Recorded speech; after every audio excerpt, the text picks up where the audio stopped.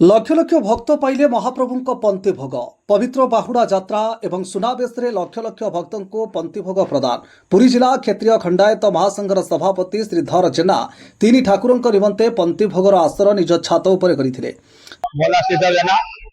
पुरी जिला सभापति खंडायत क्षेत्र महासंघर यहाँ बर्तमान काली आरंभ अनुष्ठान तरफ आज यहाँ पर्सनाल अनुष्ठान प्रति वर्ष भाया पंथी भोग हो प्रति तीन ठाकुर तीन ठाकुर बारे बर्तमान आमर सब भाई माने बंधु माने जो मैंने संगत जातियान समस्त ये उपस्थित बाहर लोक भी आसी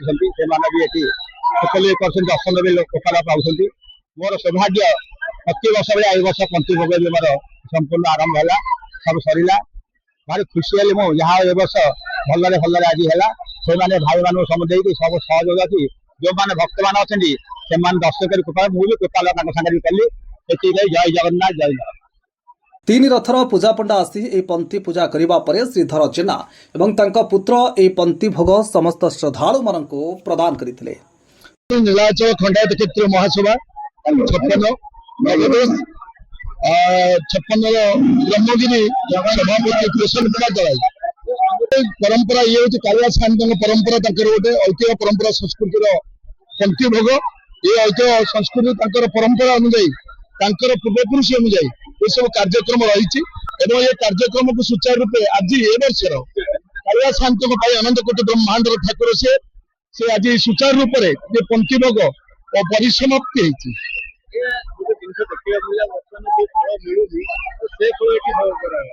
सी सब प्रभु इच्छा कालिया ठाकुर इच्छा आ प्रति वर्ष से कौन खाइबे कौन करिए सब इच्छा रही ये सब अनेक प्रकार रुचि भोग सब करा भोग पंथी संपूर्ण रूप संपूर्ण भल भाव सुचारू रूप पुरीरू Ramesh Sahu report The Public media.